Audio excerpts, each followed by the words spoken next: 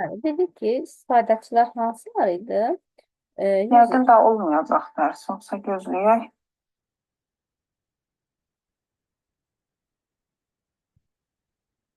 mənim user sayəsiz səs bağlı olub. Hə. Davam edək. Deməli, müəllimlər, istifadəçilər dediyi neçə yerə ayrılır? Üç yerə ayrılır. Təsadüf istifadəçilər, son istifadəçilər və AES heyəti. Bunların üçünü də qəşəng-qəşəng yazırıq, öyrənirik. Oldu. Hər birinin mənasını dedik. Dedik ki, təsadüfi istifadəçilər hər hansı bir şəxsdir ki, belə deyim, məsəl üçün, daxil olub internetdən axtarış edir, hansısa məlumat götürür. Yəni, biz özümüz olub. Biz təsadüfi istifadəçilərik. Amma son istifadəçilər ümumi sistemdən istifadə edən, məsələn, bankda olan işçilər. Onlar görürsünüz, məsələn, hər hansı bir kart alırsınız, müəyyən bir xidmətdən istifadə edirsiniz, düzdür, onlar sistemə daxil olur, sizin adınızı, məsələn, karta qeyd edir və yaxud da müxtəlif xidmətlər göstərir sizə. AES heyəti nədir? AES heyəti isə ümumi o sistemi quran şəxslərdir, IT mütəxəssislərdir. Bax, belə deyim, banklarda işləyən IT mütəxəssisləri ki var. Bax, həmin mütəxəssislərin sistem analitikləri olsun, sistem proqramçıları olsun. Görürsünüz, burada da adları çəkiblər. Və yaxud da mobil proqramçıları olsun. Kimdir mobil proqramçılar? Məsələn, Simada bizim telefonumuzda bir bank var, ABB və s. tətbiqlər var ki, tətbiqi hazırlayan mütəxəssislərdir. Onlar hamısı adlanır AES mütəxəssisləri. Oldu. Sonra database administratorları, yəni sistem administratorları, bunlar hər biri AES heyəti adlanırlar. Bir də müəllimlər, tətbiqi proqramlarının adlandığı applicationlar. Bunları, bu yazını mütləq qeyd edin. Applicationlar. Tətbiqi proqramçılar adlanır applicationlar. İnformasiya sistemlərinin sonuncu komponenti isə dediyi prosesdir. Baxaq müəllimlər. Proseslər müxtəlif formada cərəyan edə bilər. Məsəl üçün, ola bilər ki, bizim lehimizə, bizim xeyrimizə və s. Lehimizə nə ola bilər? Məsələn, bizim axtardığımız hər hansı bir məlumat düzgün olmasın, bizim istədiyimiz kimi olmasın, belə lehimizə.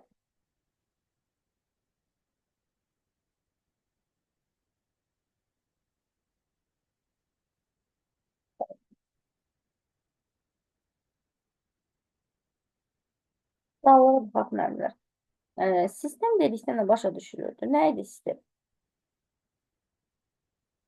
Sistem hissələrdən ibarət tam, birləşmə.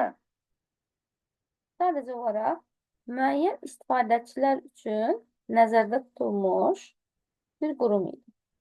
İnformasiya sistemi nədir və o əsas komponentləri hansılardır? Deməli, müəllimlər, informasiya sisteminin 5 əsas komponenti var idi. Hansılar idi? Bayaq sayılıqda müəllimə, aparat təminatı, proqram təminatı, verilənlər, istifadəçi, proses. Əla. Bəli, əla. Bu 5-ində müəllimlər qəşəng-qəşəng yadda saxlayırıq, qayda dəftərimizə yazırıq. O qədər çətin bir şey deyil. Deyir, informasiya texnologiyaları kateqoriyasına hansı komponentlər daxildir? Hansı idi müəllimlər informasiya texnologiyalarına? 3 dənəsi daxildə müəllimə. Bəli, 3 komponent idi. Hansıdır? Birinci komponentimiz hansıydı? Deməli, aparat təminatı, proqram təminatı. Təsadüfi istifadəçilər. Bəli. Təsadüfi son, bir də AIS. Bəli, AIS istifadəçiləri idi, bəli. VBIS informasiya sistemi hansı rol oynayır? Təbii ki, müəllimlər, bildiyimiz kimi VBIS-də ümumi bazadır, bazada verilənlər saxlanılır, bəli. İnformasiya sistemlərinin istifadəçiləri dedikdə kimlər nəzərdə tutulurdu, müəllimlər? Deməli, təsadüfi istifadəçi, AIS heyəti. Aha. Bir də son istifadəçi. Son istifadəçi. Müəllimə, sual necə verdi? Zəhmət olmasa bir də verin.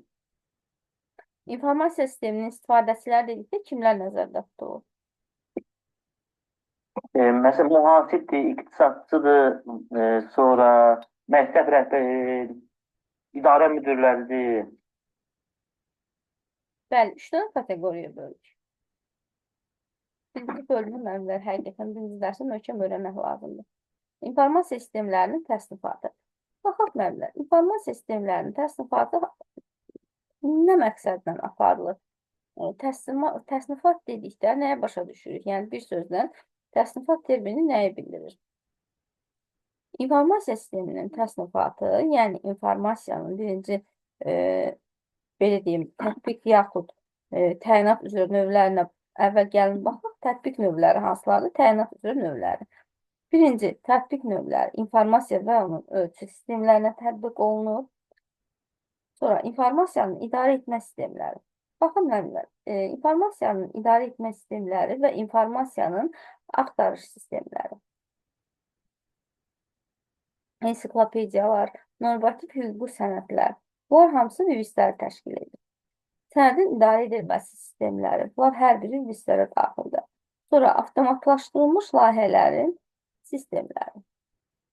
Baxın, CAD sistemlərindən mən bilmirəm, bu sahənin heç maraqlanmısınız yoxsa yox. Baxın, document manager sistem var ki, sənədlərin idarə edilməsi sistemləri. Bunun özü də bir böyük bir sahədir. Yəni, dünyada böyük bir sahədir, belə deyim. CAD sistemləri də böyük bir sahədir. CAD sistemlərini evdən, vaxtımız azdır deyil, mən göstərə bilmirəm. Evdə mütləq araşdırın. CAD sistemləri nədir? CAD sistemləri avtomatlaşdırılmış layihələndirmə sistemləridir. Bunlar nələrdir? Hər hansı bir layihədir, şirkətdir, zavoddur, sonra hər hansı bir müəssisə olsun, böyük müəssisə olsun, böyük kiçik fərq etməz. Müəssisə olsun. Baxın, bu müəssisənin tikilməsi üçün mütləq nə olmalıdır?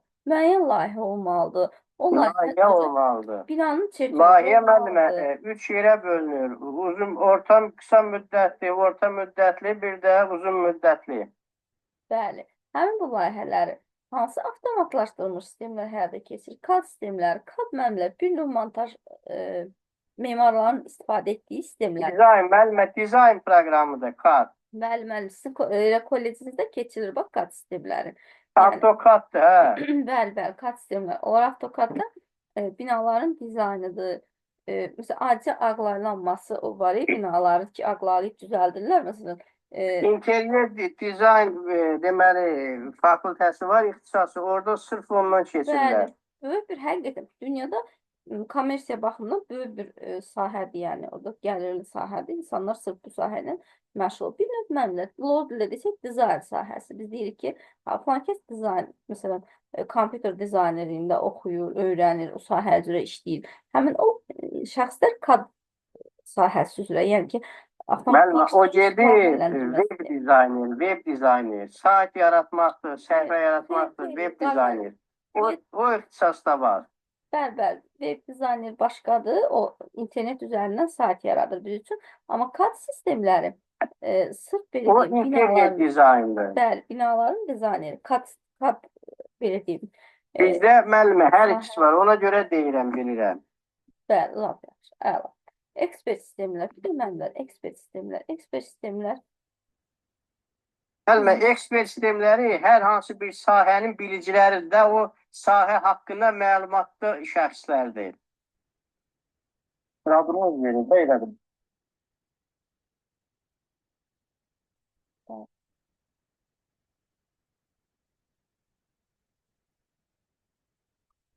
Özdə vaxtınız olarsa oxuyarsınız, biz vərəqləyərsiniz.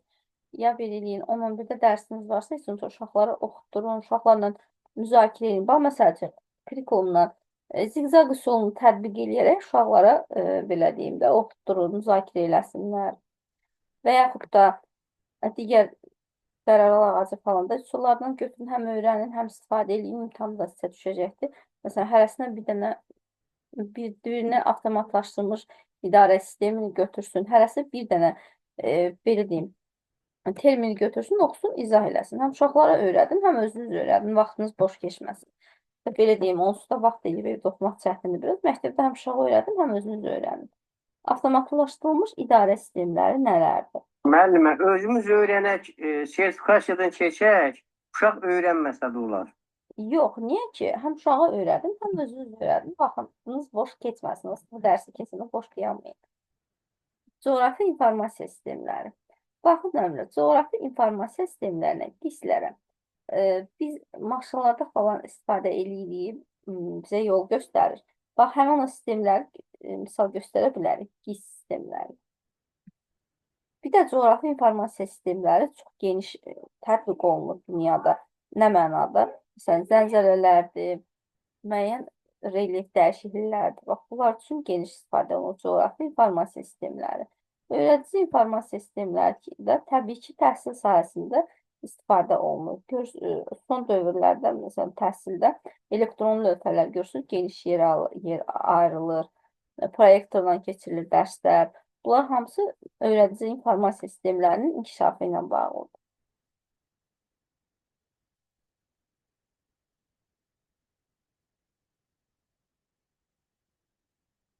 Burada sual var ki, elektron sənəd dövriyyəsi nədir? Sonra aşağıdakı aşağıdakı siniflərdə Google SketchUp keçmişdik sizinlə proqramda da təsvir yaratmışdıq. SketchUp proqramında təsnifatı hansı növ informasiya sistemlərinə aiddir? Müəllimlər, sizcə Google SketchUp hansı növ informasiya sistemlərinə aid olar? Maraqlı sualdır. Təbii ki, dizayn sahəsi, düzdürmü? Yəni kod sistemlərinə. Aydındır. Google SketchUp'da nə etdik? Bəli, o fiqurların Düşməyəcək deyirlər. hərəkəti izadı.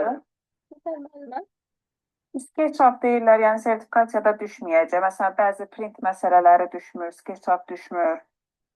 Müəllimə, Google SketchUp, belə deyim, orta məktəbdə var. Və məsəl üçün, MİQə çərçivə sənətində qeyd olunur. O birdən də düşdü. Asan deyil, müəllimə, bir dərslik bir materialını keçmişik. Bəli, orada sadəcə bəzi terminlər var, o primitivlər var, onları əzbərləmək lazımdır. Müəllimə, yəni elə həqiqətən çətin bir şey deyil də, yəni deyim ki, baş sındırılası, böyük vaxt ayrılası belə bir şey. Burada deyiblər düşməyəcək, ona görə Naidə müəllimə var, o deyəsən açıqlama verib, SketchUp, o print məsələləri var, bir dəqiqədə neçə səhifə çap edir, onlar heç biri düşməyəcək deyilir. Amma ola da bilər. Keçən il Google SketchUp düşməmişdi, yox idi. Amma ondan əvvəlki il var idi. Yəni, buna heç kim təminat vermir ki, bu düşəcək. Yəni, belə də MİQin asanlaşdırılmış forması, ta belə deyim, sertifikasiyada belə gözləyirik. Görə inşallah necə olur, biz belə gözləyirik.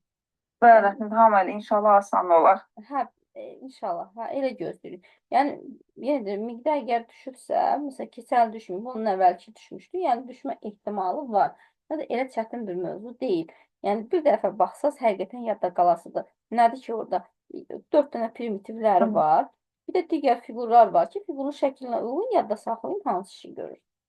Bir dənə ona aid çalışıb, bir dənə video çəkib atacağım qrupa. İnternetdə də baxa bilərsiniz. Çoxlu videolar var, izahlar var. Yəni, qısaca da demirəm. Çox sağ olun, Əhməd. Baxarıq, dərsliklərə mütləq baxmaq lazımdır. Göz gəzdirir. Nədir ziyanı? Həm özümüz bilərik, həm də ola bilər də. Düzdür. Çox sağ olun. Siz sağ olun. Deməli, elektron sənəd dövriyyəsi. Dedik, nədir müəllimlər elektron sənəd dövriyyəsi? Bəs avtomobil trenajorları deyil. Sizcə bu informasiya sistemlərinin hansına aiddir?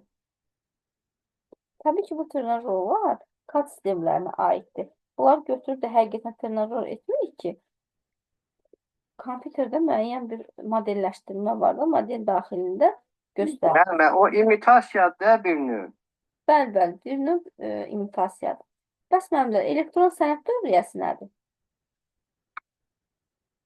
Bax, elektron sənəd dövriyyəsi. Bəli, elektron sənəd dövriyyəsi belə deyək də, bu sistemlərdə müəssisələrin sənədləşdirmə işlərindən gedir də söhbət. Bəli, sənədləşdirmə işlərinin elektron variantda aparılması qaydalarının, prosedurlarının ölçüsüdür. Elə müəssisə daxili yazışmalardır da bir növ. Bu müəssisə o müəssisəyə sorğu göndərir. Elektron da, yəni belə internet üzərindən sorğu göndərir. Bəli. Mən belə başa düşürəm. Bəli. Coğrafi informasiya sistemləri. Baxın məndə, coğrafi informasiya sistemləri demək olar ki, həqiqətən çox, deyərdim ki, ən geniş yayılmış bir sahəsi coğrafi informasiya sistemləridir. İnformasiya sistemləri. Bəli, ən geniş yayılmış növü də navigatorlar, naviqasiya. Bəli, biz maşınlardakı istifadə edirik navigatorlar. Bir də nədir? Adicə deyək, biz istifadə edədiyimiz taksi çağırırıq. Bəli, onlar hamısı coğrafi. Görürsən nə qədər inkişaf edib coğrafi informasiya sistemləri. Həqiqətən coğrafiya ilə informatikanın müştərək belə deyim, işbirliyindən çox böyük layihələr icra olunur hal-hazırda dünyada. Baxın, artıq görürsüz zəncirələri bayaq bir dəqiqə, 2 dəqiqə əvvəldən müəyyən edirdilər. Artıq zəncirələri bir neçə saat əvvəldən müəyyən edib, xəbərdarlıq edib bilən sistemlər üzərində çalışılır. Görün, bu dünya nə qədər belə deyim, fəlakətlərin qarşısını ala bilər. Ondan sonra hava proqnozu. Görürsünüz, əvvəllər bir gün qabağın hava proqnozu deyilirdi, 2 günə. İndi görürsünüz, bir ayın, məsəl üçün, 10-15 gün əvvəldən proqnozu deyilirdi də. Bunlar hamısı nəyin nailiyyəti? Hamısı tək coğrafiyanın yox, həm də informatikanın, yəni coğrafi informasiya sistemlərinin nailiyyətidir.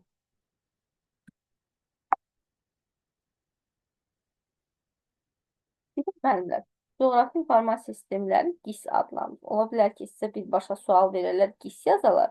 Yəni GIS-i burada gözümüz alışsın. Belə yadımızda saxlayaq ki, GIS nədir? Coğrafi informasiya sistemləri. Belə soruşur GIS-i. Açılışını yazmaq belə yadımızda qalsın.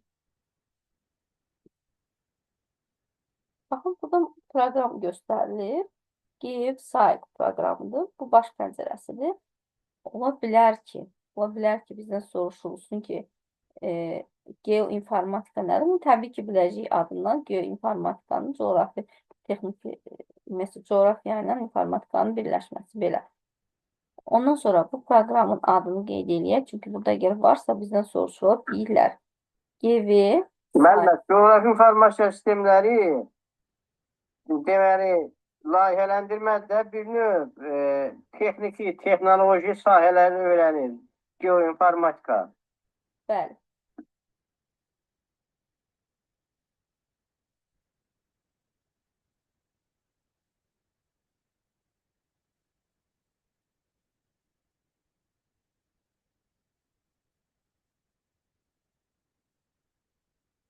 Burada sadəcə olaraq misal üçün göstərdi. Yəni burada öyrənməklik heç nə yoxdur. Sadəcə uşaqlara misal üçün göstərdilər.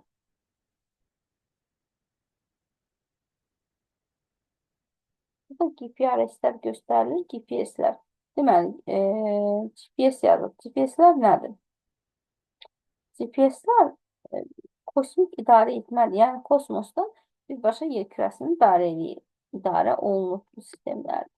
Elə bir müəllimə koordinatlarını təyin edirlər də, hər hansı bir deyim, obyektin koordinatlarını. Pek kanalları, mobil telefonlar. Bizim istifadə edildiyimiz taksilər. GPS deyirsiniz müəllimə yoxsa? Necə?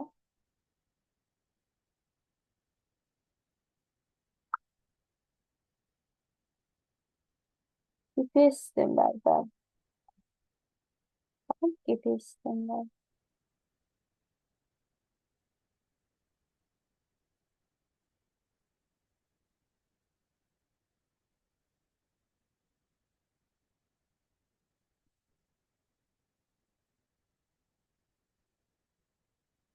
Sistemdə, yəni ki, hər birimiz bilirik, onun izahına ehtiyac yoxdur.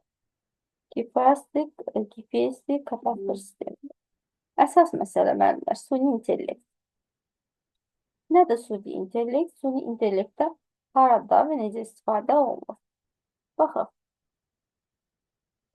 Ümumiyyətcə süni intellekt adlanır data science. Bu sahə belə adlanır. Müasir dövrdə süni intellekt bildiyimiz kimi çox inkişaf etmiş sahədir. Burada var robot manipülatorlar. Sənə sınavımıza da istifadə eləmişdim. Robot manipülatorlar nədir?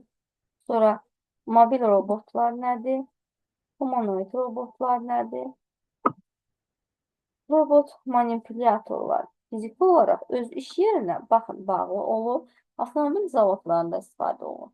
Mobil operatorlar isə təkərlər, ayaqlar yaxud monoloji mexanizmlər vasitəsilə hərəkət edir. Yük daşımaq üçün yük işlərini yerinə yetirmək üçün istifadə olunur. Humanoid isə fiziki quruluş baxımından insana bənzər robotlardır. Bunları beləcə yaxşı-yaxşı yadda saxlayır.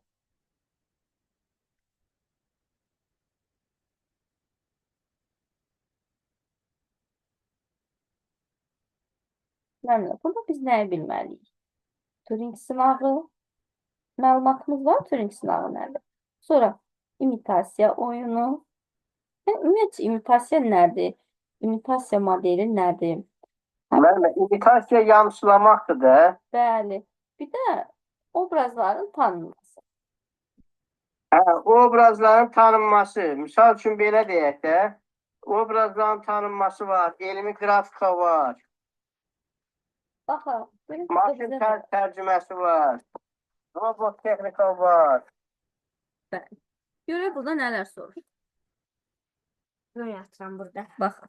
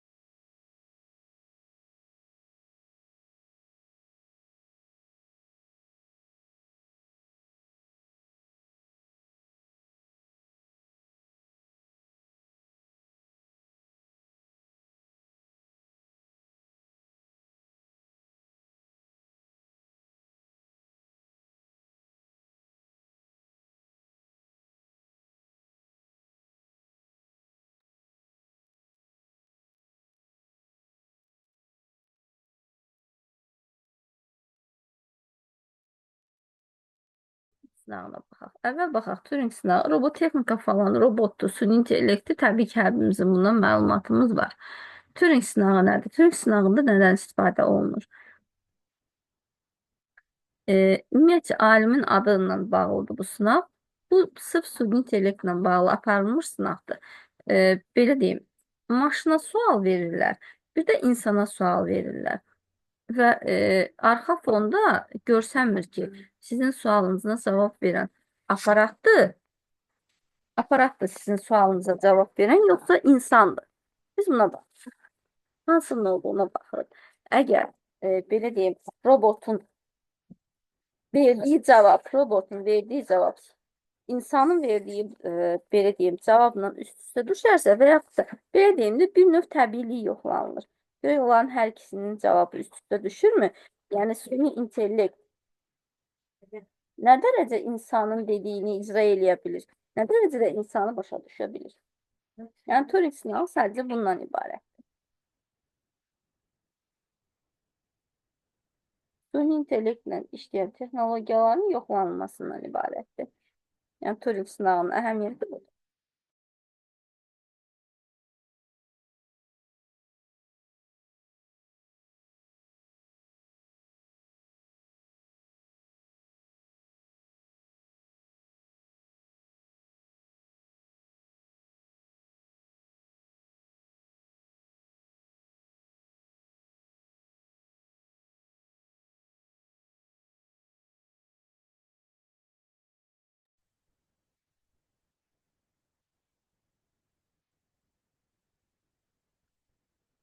Maşın dilinin tərcüməsi, təbii dilin emalı, bir də məbləğ obrazların tanınması.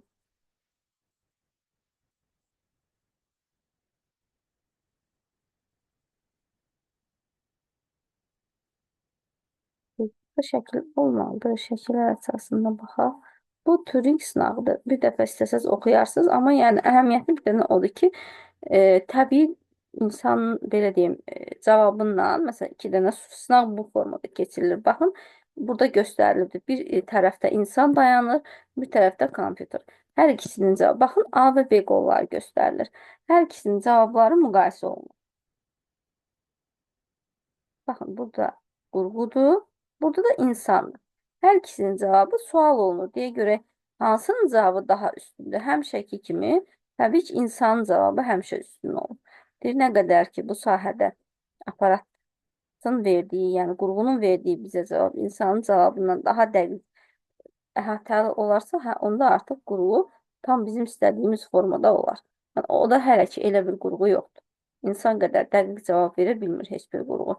Ən azından, belə deyim, hiss, duyğular, bir də ki, dad və qoxu informasiyası var ki, hələ həmin informasiyanı kodlaşdıra bilməyiblər. Yəni kodlaşdırılmır o informasiyanı elektron formada ötürürlər, bilmir. Ona görə də heç bir robot nə qoxu, nə də dad bilə bilmir.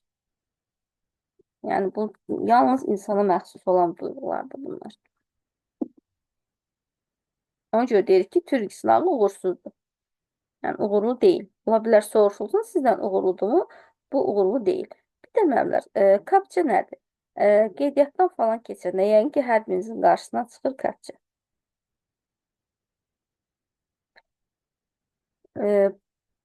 Bu nədir?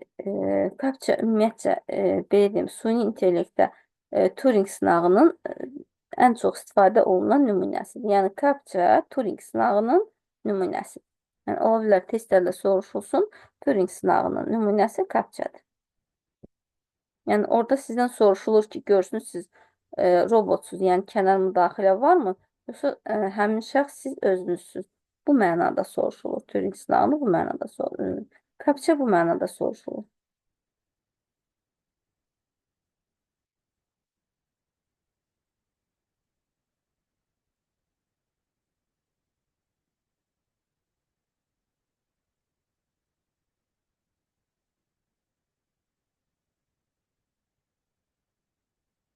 Burada ekspert sistemləridir.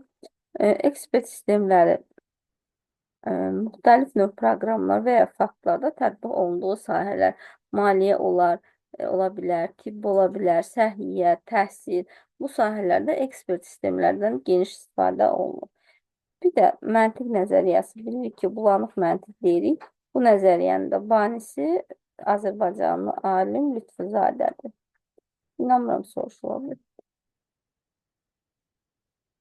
Burada süni intellekt var. Süni intellekt məsələlərinin ekspert sistemlərinin yaradılmasında istifadə edilə bilən bir neçə xüsusi proqramlaşdırma dili işlənib hazırlanmışdır. Bu dillərdən Prolog, Lisp daha geniş istifadə olunur. Baxaq müəllimlər. Baxın, sualı da soruşur. Deyir ki, Lisp hansı sahədə istifadə olunur? Prolog və Lisp. Bu soruşula bilər. Hansı sahədə istifadə olunur? Süni intellekt sahəsində. Qayda dəftərimizə yazaq. Yəqin ki, qeyd edirik. Prolog və Lisp. Proqramlaşdırma dilləri də götürülür burada. Təbii ki, proqramlaşdırma dilidir. Yəni ki, belə deyim, süni intellektdə istifadə olunur ona görə.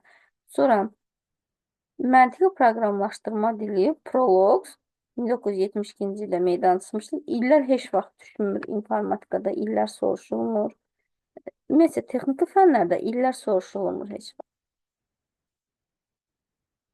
Bu da Prolog dilinin qısa izahıdır. Buna ehtiyac yoxdur.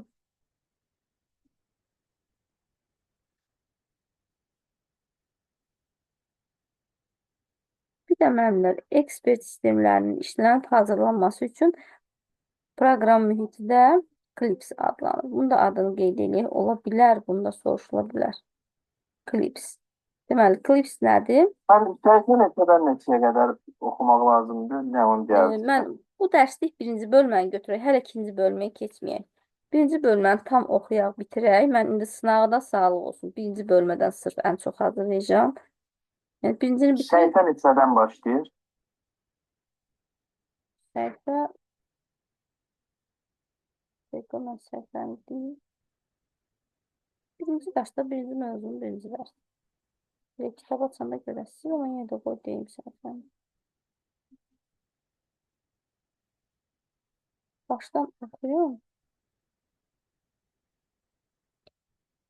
Səhifə 11-dən. Təşəkkür ederim. Buyurun. Yəni, bu qeyd elədiyim əsasları mütləq yazın qayda dəftərini. Yəni, orada ola bilər ki, bizdən soruşulursun. Deməli, müəllimlər, süni intellektdə istifadə olunan proqramlaşdırma dili hansı idi? 2 dənə idi. Hansı var idi? Prolog, olursun bilmədim. Lisp. Prolog və Lisp. Turing sınağı nə idi bəs? Turing testi, Turing sınağı.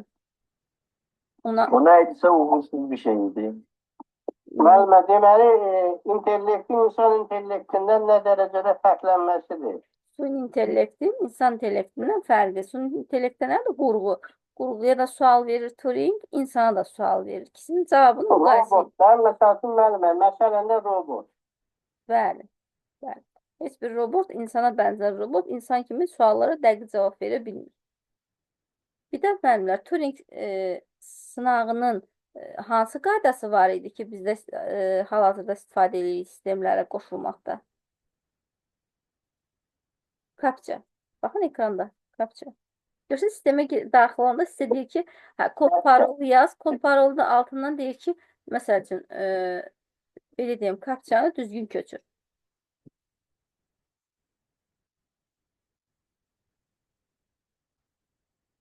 Baxaq müəllimlər.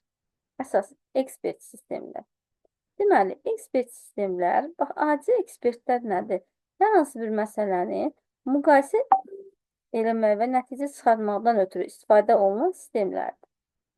Ekspert sistemi. Necə ki, adi həyatda nəyəsə qərar verəndə bir neçə ekspertdən istifadə olunur. İnformatikada da elədir ekspert sistemlər. Hər hansı bir qurğunun işi olsun, qurğunun strukturu olsun, bu qurğunun strukturunu belə deyim, daha düzgün qiymətləndirməkdən ötürü xüsusi qurğular var. Hansı ki, orada ekspert insan deyil, qurğunun özüdür. Yəni, bunlar artıq ekspert aparırlar ki, verilən tapşırıq doğru mu yerinə yetirilir, yoxsa səhv mi yerinə yetirilir?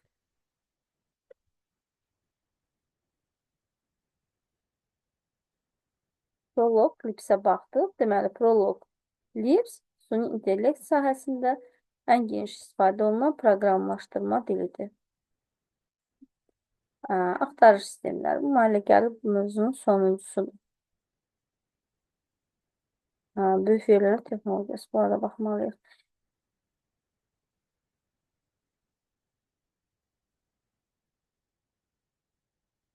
Baxaq, bildiyimiz kimi axtarış sistemləri. Müəllimlər, ilk axtarış sistemi hansıdır? Hansı axtarış sistemi ilk axtarış sistemi hesab olunur? Google'da müəllimə.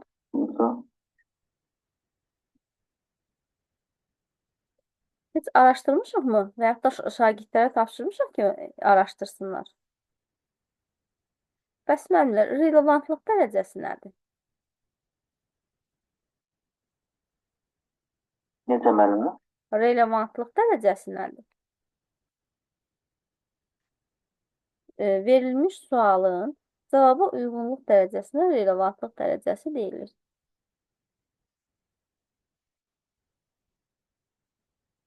Müəllimlər, baxın, internetin ilk axtarış sistemi burada qeyd olunur. Deməli, biz heç 11-ci sinif kitabını açıb baxmamışıq. İlk axtarış sistemi arxiv hesab olunur. Arxiv adı, bu arxiv oxunur, arxiv yazılır. Amma əslində arxiv oxunur.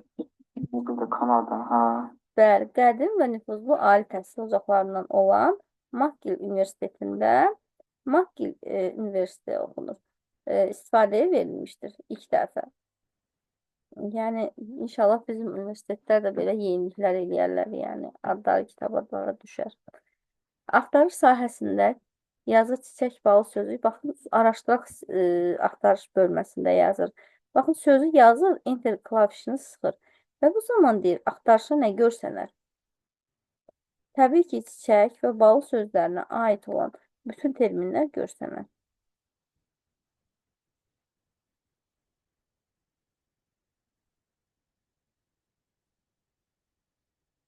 Bir də müəllimlər, bax, bunlar, belə deyim, testlərdə həll eləmişik sizinlə bunları.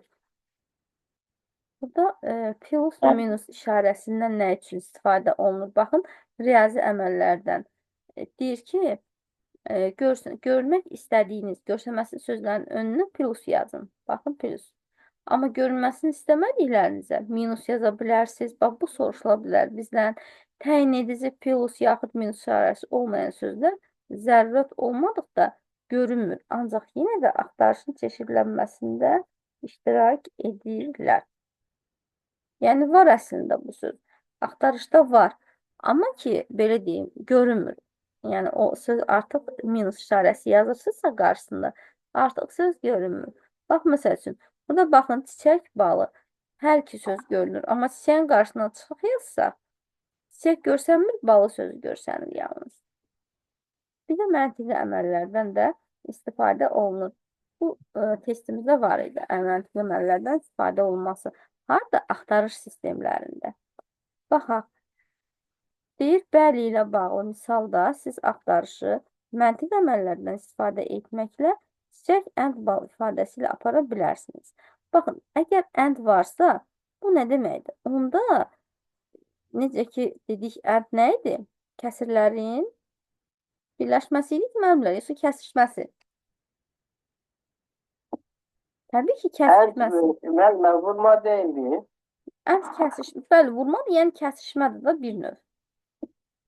Vurma yəni kəsişmədir. Kəsirlərin kəsişməsidir. Çiçək və balı sözündə əgər ənd varsa, burada proqram neyniyər? Həm çiçəyə, həm də balı sözünə aid olan məlumatların hər ikisini də üzə çıxardar. Yox, çiçək, ənd, balı, not, cökə yazsaz, not, cökə o deməkdir ki, cökə aid olan heç nəyi göstərmə bizə. Yalnız çiçək və balıya aid hər ikisinin də adını çəkildiyi axtarış ekrana çıxar. Oralanda isə adından görüldüyü kimi or çoxluqların nə idi müəllimlər? Birləşməsi. Yəni çiçək və yaxud da balı sözlərindən hər hansı biri axtarışda varsa cavabda, olan hər hansı birini belə deyim, çapa ver. Biri düzgün olmalıdır da, belə deyək. Yəni biri olmaya da bilər. Məsələn, çiçək olmaz, eləcə balı olar, onu da çapa ver. Eləcə balı olar, çiçək olmaz, onu da çapa ver. Amma ən də onu bildirir ki, hökmən orada çiçək və balı sözlərinin hər ikisinin olduğu məlumatı çıxar üzə. O mənada. Not cökə isə, yəni notda inkar elə, o sözü göstərməməli, heç nə axtarma o sözünə, amma belə bir şey. Axtar, amma axtar. Axtarışda nəzərə alır. Amma ki, qayıdıb cavabı deyəndə cavab da çıxmır. O mənada. Çalışın addım-addım hissəsini evdə yazın, tətbiq edin.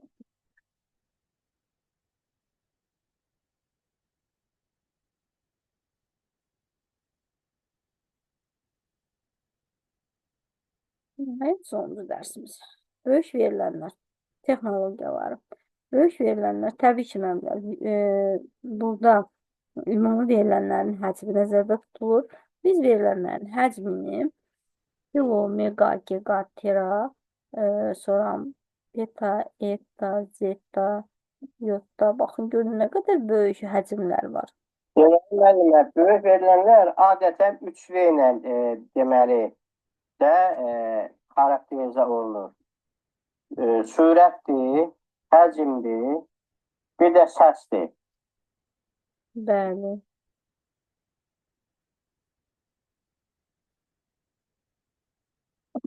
Burada həcmdir, sürətdir və çeşidlənmədir. Müxtəlif müqayisələr aparılır, bunlara ehtiyac yoxdur.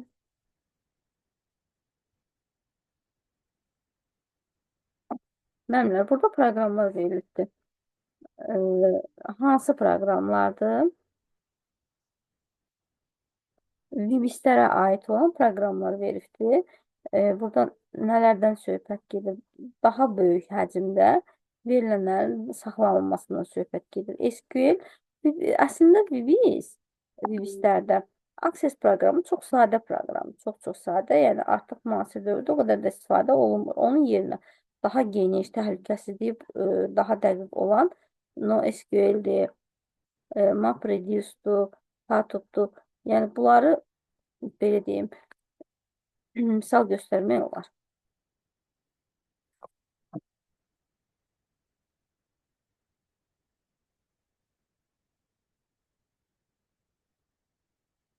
Haqqında qısa məlumat verilibdir. Mənə elə gəlir var, bundan sonra yoxdur. Geniş tarif var buna.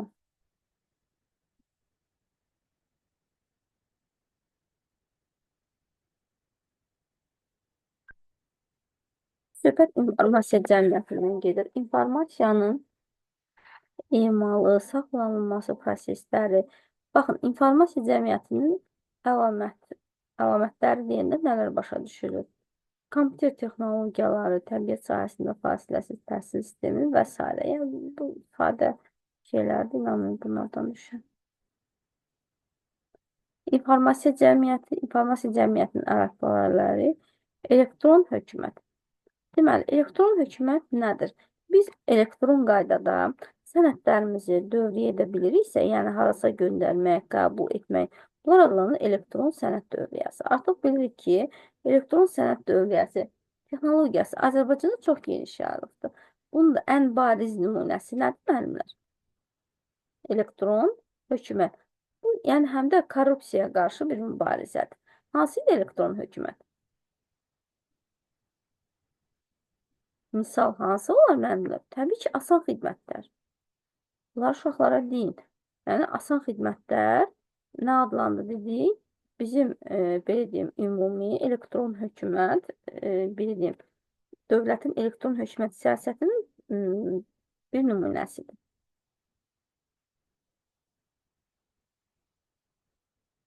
Müəllimlər, əgər əlinizdə kompüter varsa, çalışın kompüterin dilini ingilis dilinə çevirin və bir dənə slayt hazırlayın. Baxın, burada çox maraqlı slayt hazırlanıbdır. Ümumiyyətcə, slayt hazırlama qaydalarına mütləq baxın. Deməli, müəllimlər, evə nə götürürük? Hansı müharibə doğru və s. Bunları evə götürərsiniz.